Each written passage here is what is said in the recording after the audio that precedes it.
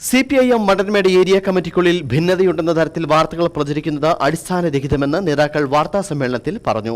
രാഷ്ട്രീയ എതിരാളികളുടെ ഗൂഢലക്ഷ്യമാണ് ഇത്തരത്തിൽ വസ്തുതാവിരുദ്ധമായ പ്രചരണങ്ങൾക്ക് പിന്നിലെന്നും CPM മണ്ടൻമേട് ഏരിയ കമ്മിറ്റി അറിയിച്ചു. വണ്ടൻമേട് സർവീസ് സഹകരണ ബാങ്ക് തെരഞ്ഞെടുപ്പിനെ തുടർന്ന് CPM വണ്ടൻമേട് ഏരിയ കമ്മിറ്റി അംഗം CB എബ്രഹാമും കോൺഗ്രസ് നേതാവ് രാജാ മാട്ടുകാരും തമ്മിൽ നടത്തിയ ഫോൺ സംഭാഷണം നവമാധ്യമങ്ങളിലടക്കം പ്രചരിക്കുന്ന നിലയുണ്ടായി. തുടർന്ന് പാർട്ടി ഏരിയ കമ്മിറ്റി യോഗം ചേർന്ന് CB എബ്രഹാമിനോട് വിശദീകരണം തേടുകയും വിശദീകരണത്തിന്റെ അടിസ്ഥാനത്തിൽ സിബിക്കെതിരായി നടപടി സ്വീകരിക്കുകയും പരസ്യ ശാസനയ്ക്ക് വിധേയമാക്കുന്നതിന് തീരുമാനമെടുക്കുകയും തീരുമാനം പരസ്യപ്പെടുത്തിയിട്ടുള്ളതാണെന്ന് CPM ജില്ലാ സെക്രട്ടേറിയറ്റ് അംഗം KS മോഹനൻ പറഞ്ഞു.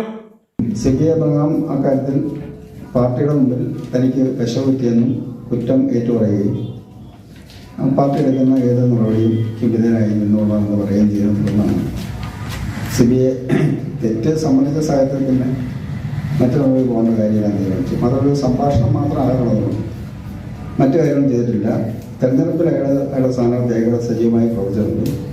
ഏതെങ്കിലും തരത്തിൽ പാർട്ടി വിരുദ്ധമായ ഒരു പ്രവൃത്തിയും അയാളുടെ ഉണ്ടായിട്ടില്ല.